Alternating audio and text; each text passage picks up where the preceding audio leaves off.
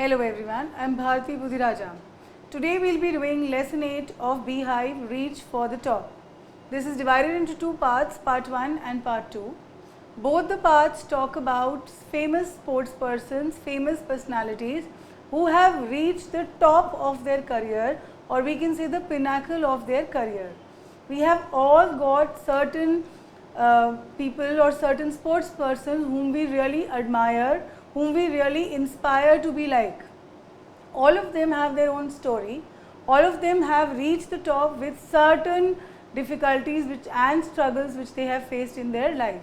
तो ये चैप्टर भी हमें दो पर्सनालिटीज़ के बारे में बताएगा. Both of them are women, Santosh Yadav and Maria Sharapova. One is a great mountaineer, the other one is a tennis player. So first part talks about Santosh Yadav and how she reached and became the first Indian lady who climbed the Mount Everest twice. So let's begin with the reading of the chapter. Let's look at the title first. Reach for the top. This actually has the same meaning what it means like. In the first part it means the lady Santosh Yadav कैसे उन्होंने she reached the highest mountain of the world, that is Mount Everest. So she reached the top of the Mount Everest and became famous. And this reach for the top is not just for the mountain, it is also for one more thing, that is the pinnacle of her career. Pinnacle क्या होता है? Highest point. Highest point is called the pinnacle.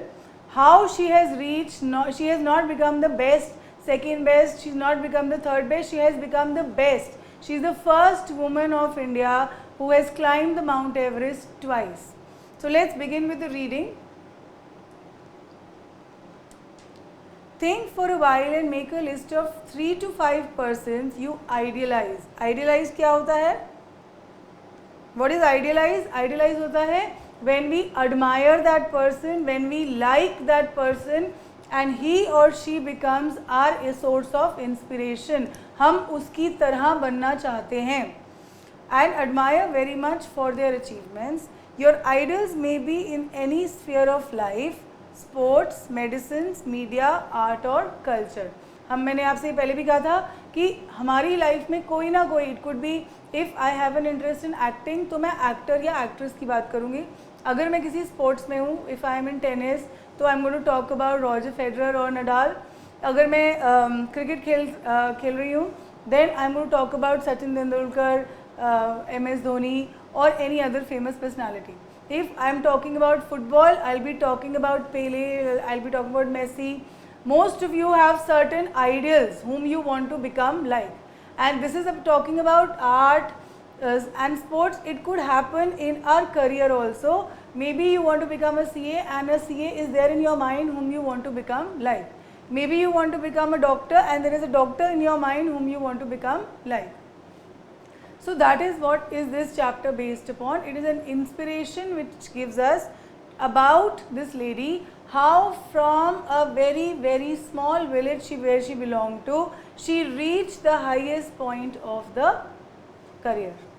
Your teacher will discuss your choices with you and find out who the top 5 idol of your class are.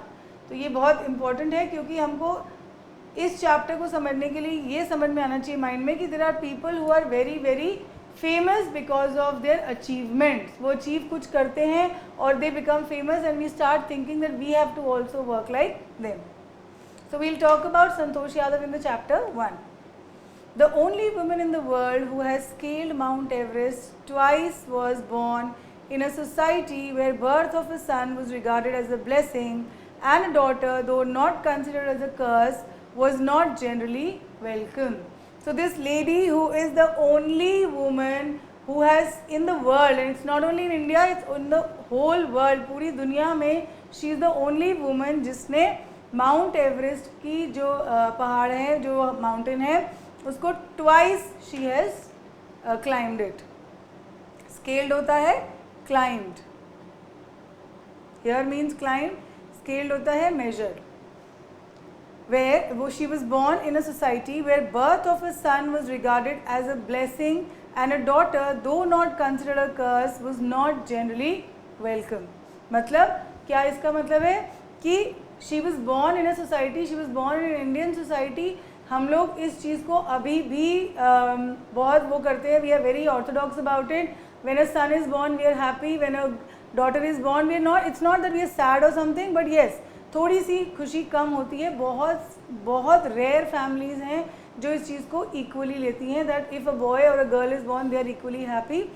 अब फिर भी time change हो रहा है, modern हो रहे हैं सब. Girls and boys are not, daughters and sons are not partialized. So this is what this family where she was born was like. Though not considered curse, was not generally welcome. When her mother was expecting Santosh, a travelling holy man giving her his blessing assumed that she wanted a son. तो जब संतोष यादव पैदा होने वाली थी, उनकी mother में भी किसी टेम्पल में गई या उनके घर में एक ट्रैवलिंग होली मैन होते हैं, साधु जो एक जगह से दूसरी जगह पे ट्रैवल करते हैं. तो शी दैट होली मैन साधु उनके घर में आए और उन्होंने सोचा कि she is pregnant and obviously she would be asking for a blessing from me. मुझसे ये एक वरदान मांगेंगी, मुझसे ये ब्लेसिंग मांगेंगी कि please give me a son when the child is born. Giving her his blessing assumed that she wanted a son, but to everyone's surprise the unborn child's grandmother, who was standing close by, told him that they did not want a son. Okay, so उस Holi man ने सोचा कि पूरी family, ये पूरी जो mother हैं, जो ग्रैंड मदर हैं, जो पूरी फैमिली है, वो मुझसे एक कहेंगी प्लीज़ इसको ब्लेस करो ताकि इसका एक बेटा हो. लेकिन but to everyone's surprise, to everyone who was standing there, plus the holy man was also surprised that the unborn child's grandmother, mother को तो छोड़ो, maybe she could have been educated या modern हो थोड़ी सी, the grandmother who was an old lady who was standing close by told him that they did not want a son. उनको son नहीं, एक daughter चाहिए थी. The holy man was also surprised. तो obviously वो भी सरप्राइज होगा कि कैसे ऐसे हो सकता है. He is also religious man और उन दिनों में religion was the religion there was this only that a son was expected out of a lady. Nevertheless he gave the requested blessing. क्या थी requested blessing? That they should have a daughter. तो उसने उनको ये requested blessing दे दी कि ठीक है, अगर तुम्हें डॉटर चाहिए तो तुम्हारे घर में डॉटर होगी. And as destiny would have it the blessing seemed to work. Blessing seem to work means जो ब्लेसिंग उन्होंने मांगी थी कि हमारी एक डॉटर हो, तो उनके घर में एक बेटी पैदा हुई. Santosh was born the 6th child in the family with 5 sons and a sister to 5 brothers. तो she was the sister to 5 brothers. उससे पहले 5 brothers थे उसके, तभी उसकी जो फैमिली थी they were expecting a girl child to be born. She was born in the small village of Joniawaz in Rewari district in Haryana. So this is where she was born. The girl was given name Santosh, which means contentment. Santosh का meaning English में होता है satisfied या contentment. She is contented. वो satisfied जल्दी होने वाली. But Santosh was not always content with her place in the traditional way of life. तो एक contradiction थी उसके words में, उसके name में. उसका नाम तो था संतोष, तो she should have been a girl, she should have been a person जो बहुत जल्दी satisfied हो जाती है. लेकिन उसकी nature totally opposite थी. She had a nature जो बहुत जल्दी satisfied नहीं होती. She always wanted something different, something more. अगर एजुकेशन अलाउ हुई है तो शी डज नॉट वांट कि सिर्फ एक पॉइंट तक एजुकेशन मिले. She wanted education all her life. So she was not always content with her place in a traditional way of life. She began living life on her own terms from the start. तो beginning से ही वो जैसा खुद रहना चाहती थी, she began living life on her own terms, मतलब जैसा उनको अच्छा लगता था, जैसे उसको अच्छा लगता था वैसे वो रहती थी.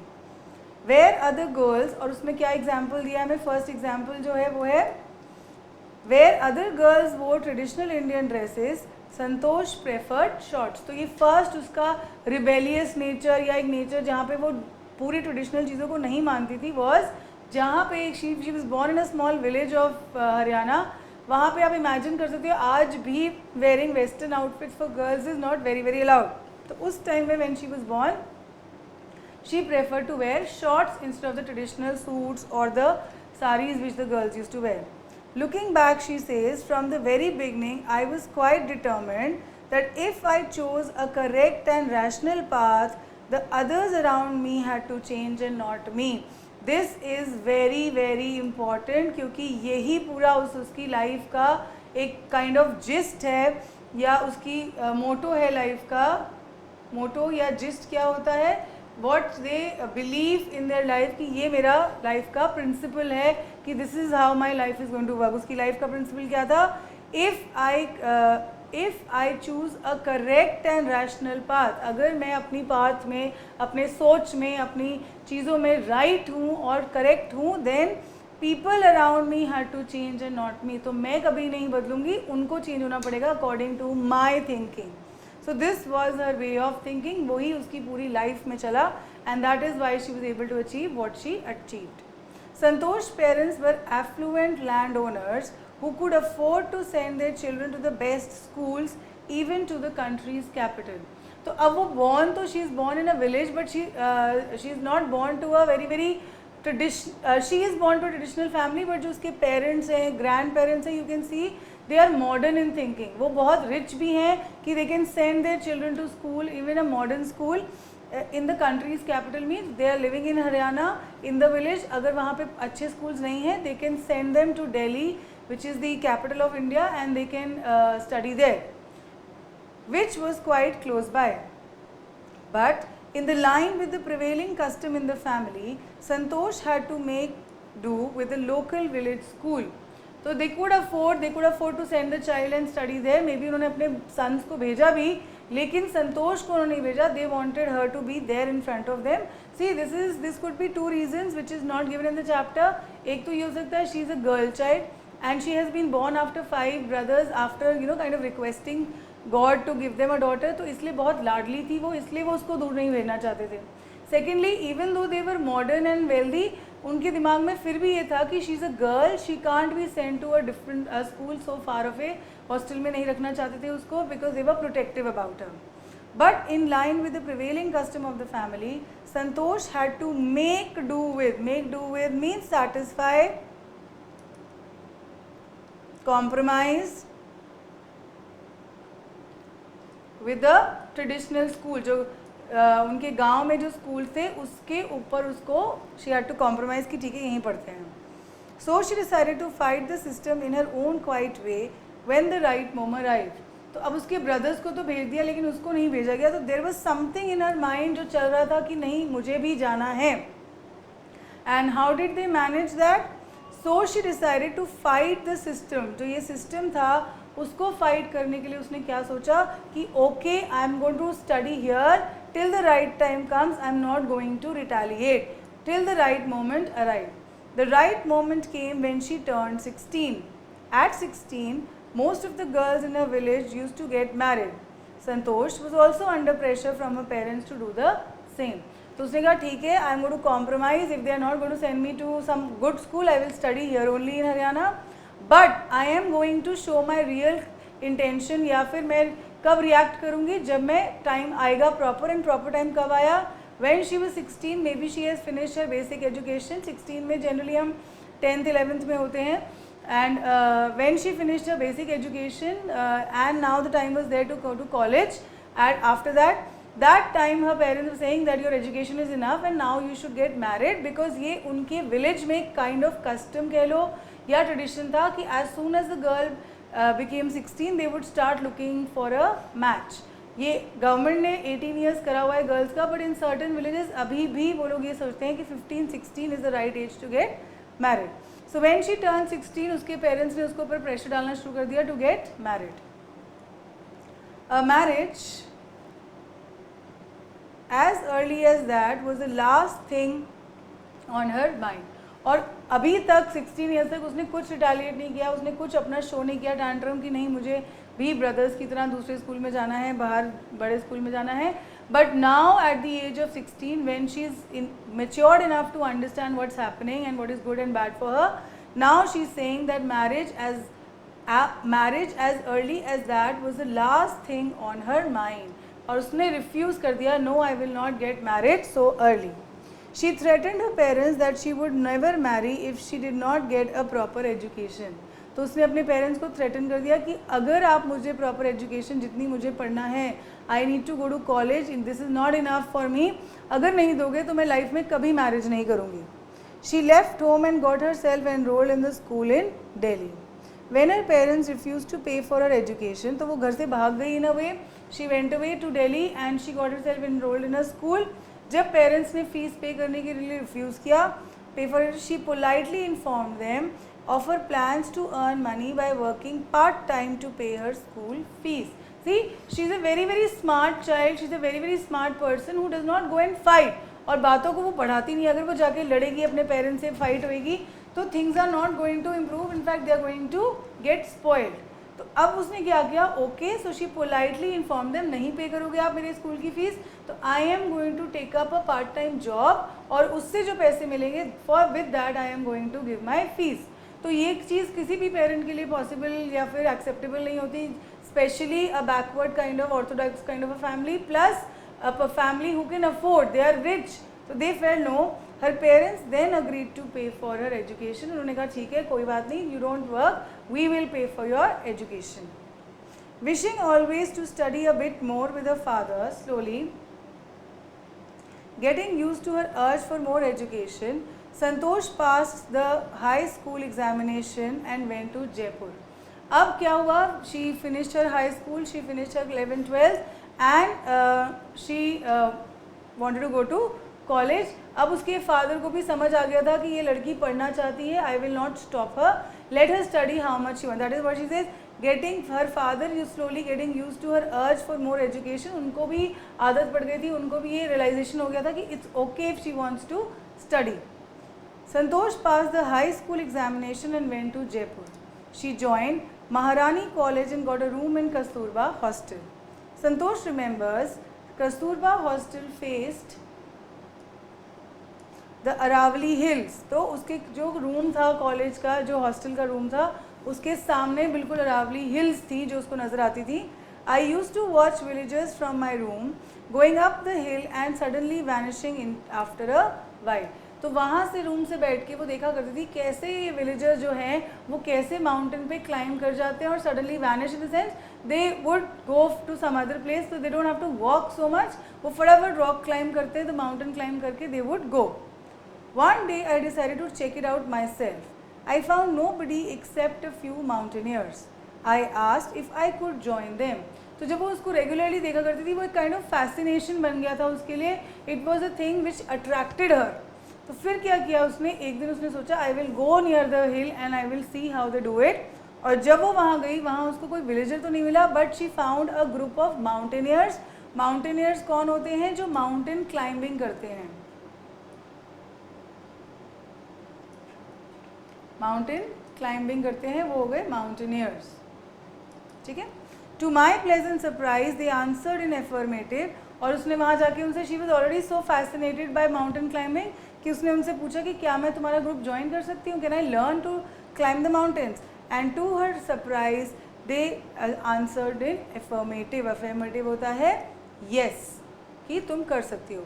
And motivated me to take to climbing. और उन्होंने ही मुझे मोटिवेट किया कि let's, why don't you take it up as your profession. Then there was no looking back for this determined young girl. कौन है ये determined young girl? Santosh Yadav. She saved money and enrolled in the course in Uttarkashi's Nehru Institute of Mountaineering. अभी तक वो step education के लिए वो हो रही थी. Now she wants to join a sport which is actually I'm not saying that it is not meant for women, but हाँ, जब हमारे दिमाग में आते हैं mountain climbing and all, we talk about men doing it. Women are very few in number as compared to men. So when she was deciding to join now, obviously this will again create a kind of a havoc or a chaos at her home. जो लोग उसको बाहर education के लिए नहीं भेजना चाह रहे थे, उनको अब उसकी इस डिमांड को भी मानना पड़ेगा that I want to join the mountaineering club. A course in Uttarkashi Nehru Institute of Mountaineering. My college semester in Jaipur was to end in April, but it ended on 19th of May. And I was supposed to be in Uttarkashi on 21st. तो उसका plan ये था कि अप्रैल में session खत्म होगा, she will go back home, tell the parents about it and then in May on 21st May शी विल जॉइन इट. लेकिन वो धीरे धीरे करके उसका जो कॉलेज सेशन था वो that got over on 19th May and she had only 2 days to go there. So I did not go back home. Instead I headed straight to the training. I had to write a letter of apology to my father without whose permission I had got myself enrolled in Uttarkashi. तो अगर हम इसका ये बचपन से अभी तक देखें, how rebellious she has been. She is doing things which are not very very traditional in her village and family. उसकी फैमिली एक्सेप्ट कर लेती है धीरे धीरे, but actually they have a problem in accepting what she wants to do. Thereafter Santosh went on an expedition every year. तो every year वो जाती थी. See it's a mountaineering is not a full time job. आपको उसको एक certain period of time में ही करना पड़ता है. कुछ मंथ्स होते हैं जहाँ पे ये चीज़ अलाउड होती है. You can't do it in the rainy season, you can't do it in the winter season जहाँ पे स्नो कवर्ड हो जाते हैं सारे mountains. You have to do it in certain summer time things. So every year she would go on that. Her climbing skills matured rapidly. Matured rapidly means she became very good in this. उसकी जो climbing skills थी वो धीरे धीरे करके बहुत अच्छी होती गई. Also she developed a remarkable resistance to the cold and the altitude. तो it was not just her skills but उसकी जो body थी वो cold और altitude होता है. जब हम एक height पे जाते हैं we start feeling nauseatic, we start feeling dizzy. उस चीज़ से भी उसने अपनी बॉडी को यूज टू कर लिया था. Equipped with the iron will. अब उसकी क्या क्वालिटीज़ थी हम मेंशन कर रहे हैं यहाँ पे. Iron will, physical endurance and amazing mental toughness. ये उसकी क्वालिटीज़ हैं. एक बार इनको समझ लेते हैं जल्दी से. What are her qualities. Iron will. Iron होता है वेरी वेरी स्ट्रॉन्ग मेटल. और विल पावर, जो उसकी विल पावर थी टू डू समथिंग. हम लोग कई बार होता है कुछ कोशिश करते हैं, कुछ सोचते हैं, but when we see the problems, when we see the struggle, we say no we don't want to do it. But उसकी जो विल थी, विल पावर थी to do something was very very strong. Physical endurance. Physical endurance मतलब body की जो ताकत, tolerance थी. Endurance होता है टॉलरेंस. तो जो बॉडी की टॉलरेंस थी वो बहुत स्ट्रॉन्ग थी. तो she could bear any kind of weather, any kind of toughness. और एक चीज़ और थी, मेंटल टफनेस. उसका माइंड, उसका मेंटल बैलेंस बहुत टफ था. वो कभी भी घबराती नहीं थी, वो कभी भी लूज नहीं पड़ती थी अपने सिचुएशंस में. She proved her self repeatedly. The culmination of her hard work. Culmination होता है एंडिंग रिजल्ट, कि एंड में उसको क्या रिजल्ट मिला इतनी चीज़ों को करने के बाद. Of her hard work and sincerity came in 1992. Just 4 years after she had shyly asked. That means from that time till this particular point, जब उसको उसके करियर को एक लीप मिली, there was only 4 years time. So just 4 years after she had shyly asked the Aravali mountains if she could join them, at barely 20 years of age, Santosh Yadav scaled the Mount Everest. तो Mount Everest उसने within 4 years she was able to do that. और आप imagine कर सकते हो a girl born in a very conservative family. She's a girl physically weak, but still she has done so much of hard work कि within those 4 years time she was given an opportunity to climb the Mount Everest. ये नहीं था कि धीरे धीरे learn कर रही है या she is doing it very very slowly. She did it slowly, but she was so good at things कि उसको Mount Everest climb करने. Mount Everest is the, you can say, the highest peak which a mountaineer climbs. और जब आप सीखते हो mountaineering, that is your ultimate target, final destination. ठीक है. तो she was the youngest woman in the world to achieve the feat. If her climbing skills, physical fitness and mental strength impressed her seniors. तो सबको क्या impress करता था? उसका physical fitness, climbing skills and mental strength. ये उसके seniors को या जो उसके टीचर्स और लेक्चरर्स, जो उसके प्रोफेसर्स थे, उनको अच्छा लगता था. Her concern for others and desire to work together with them found a special place in the hearts of fellow climbers. और not only was she so good at her things, she was also very very popular with her teachers, with her fellow mates, with her classmates. जो भी उसके जैसे climbers थे, fellow climbers जो थे, उनके साथ भी she had a very very good rapport. और वो बहुत ही ज़्यादा फ्रेंडली काइंड ऑफ पर्सन थी. तो she had actually impressed everybody who was there. During the 1992 Everest mission, Santosh Yadav provided special care to a climber, और ये उसके एग्जाम्पल्स हैं कि कैसे शी वॉज गुड और क्या क्या उसने किया जब वो क्लाइंबिंग करती थी। तो एक बार जब वो 1992 के जब first time when she was climbing the Mount Everest, she provided special care to a climber who lay dying at the south col. She was unfortunately unsuccessful in saving him. However, she managed to save another climber, Mohan Singh, who would have met with the same fate had she not shared her oxygen with her. अब ये चीज़ एक बार समझ लेते हैं कि जब हम mountain climbing करते हैं, जब भी आप हिल्स पे जाते हो, माउंटेन्स पे जाते हो, you know there is less of oxygen there. जैसे जैसे हम हाइट पे जाते जाएंगे ऑक्सीजन सप्लाई कम होती जाती है. So what happens is you have to carry a oxygen cylinder with you, जिसमें से आप बार बार ऑक्सीजन लेके अपनी बॉडी को नॉर्मल रखते हो. So that oxygen cylinder is also very very heavy. तो when she was climbing the Mount Everest, the highest peak, obviously she will not have a group and she will not have a team. ये चीज़ आपको अकेले ही करनी पड़ती है. So when she was climbing she found one climber who was very very sick, और वो बहुत मे बी उनको ऑक्सीजन की कमी हो रही थी या कुछ और प्रॉब्लम हो गई थी. तो she tried to help him, but unfortunately वो मर गए. बट लेकिन जैसे वो और आगे बढ़ी, she found another climber Mohan Singh, जिनकी उन्होंने जान बचाई by sharing her own oxygen cylinder. Fine. Within 12 months, Santosh found herself a member of Indo-Nepalese women expedition that invited her to join them.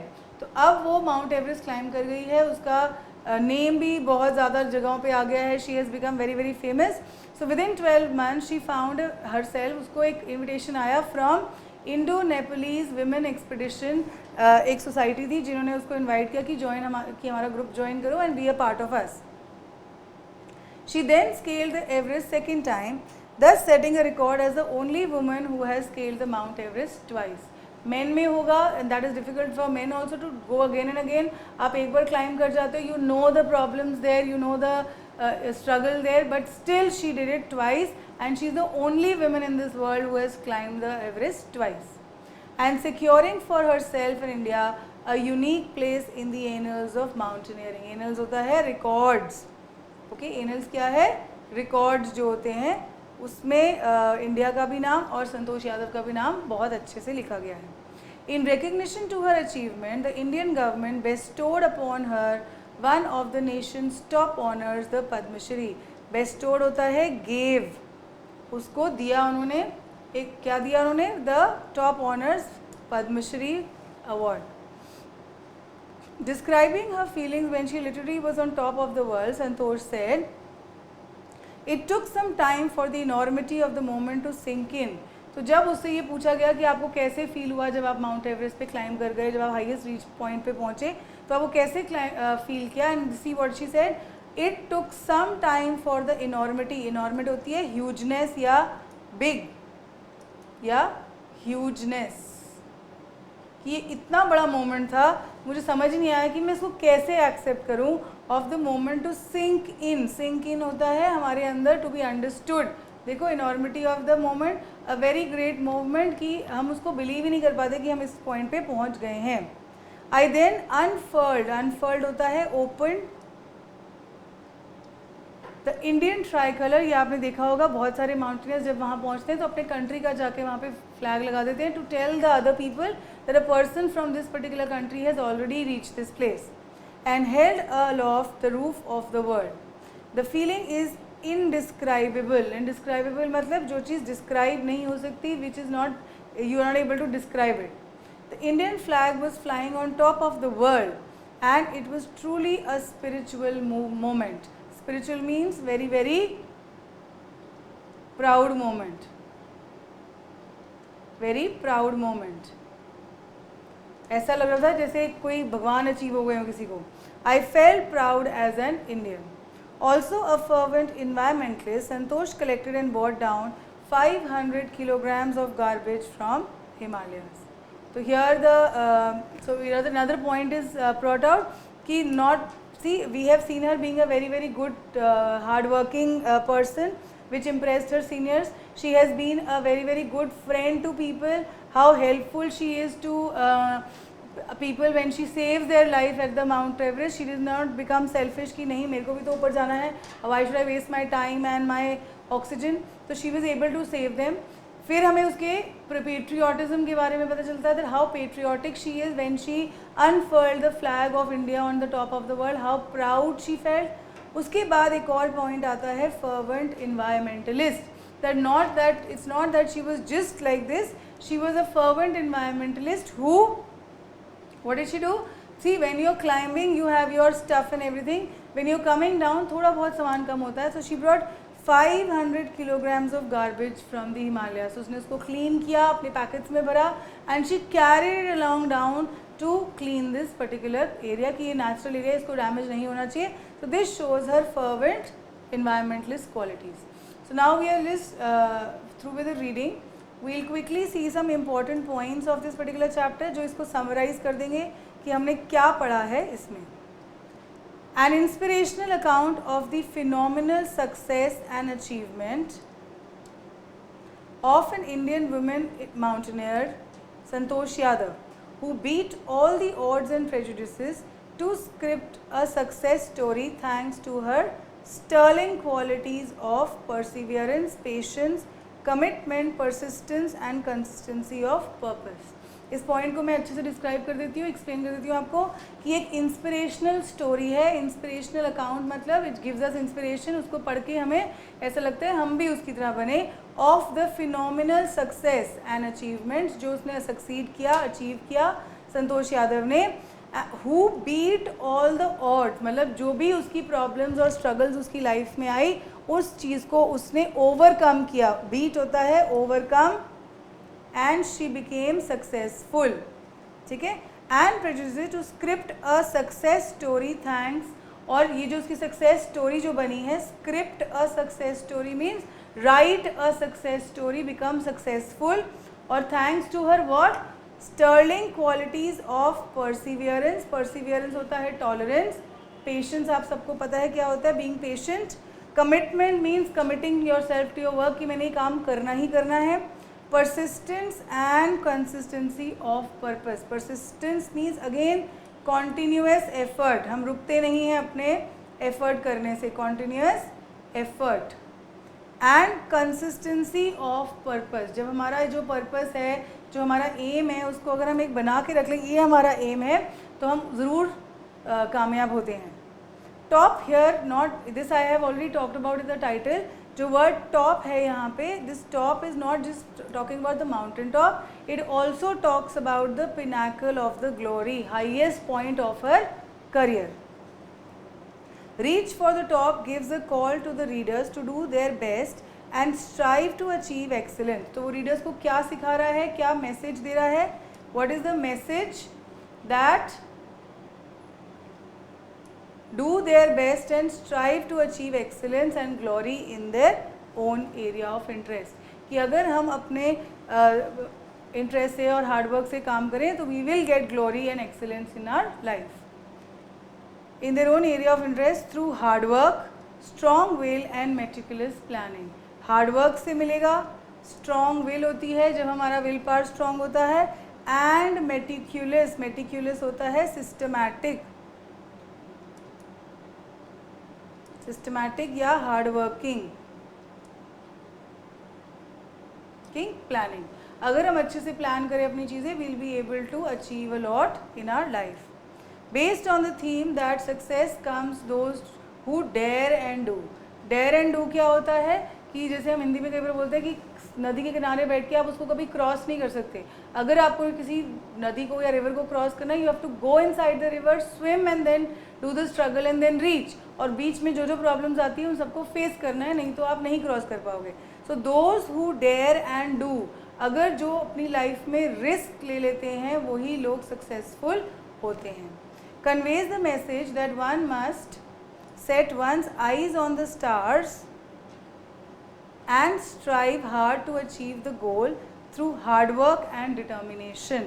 Conveys the message that one must set one's eyes on the stars and strive hard. Eyes on the stars मतलब अगर हम अपना aim high रखेंगे और हम strive hard करेंगे, अगर हम struggle hard करेंगे, hard work करेंगे, to achieve the goal through hard work and determination. अगर हम ये सब करेंगे तभी हमारा जो गोल हमने सिक्योर करना है वो तभी हो पाएगा. Okay, now the last point, instead of complaining against the ills in the society, one can dare to change the system and shape our own destiny. ये बहुत बहुत important है point, यही किया संतोष यादव ने. She did not complain about the ills कि मुझे पढ़ने नहीं जाने दे रहे, मुझे ये नहीं पहनना, मुझे ये नहीं करने दे रहे, my society is orthodox, मैं नहीं कर पाई कुछ भी, and she would have settled to get married. But she decided to fight against it, change the system and shape one's own destiny. अगर उसने भी मान लिया होता कि अगर मेरी सोसाइटी जो है वैसे ही मुझे रहना है, she would never ever would have succeeded. So this was the gist of the chapter, summary of the chapter. एक बार जल्दी से देख लेते हैं क्या है. It is about Santosh Yadav, her Orthodox family, and how she manages to overcome all these problems and reach the top of the Mount Everest. And reach the top was not just reaching the Mount Everest, but the pinnacle of her career. She is the only woman who has climbed the Mount Everest twice in the whole world. So this was the chapter. Thank you.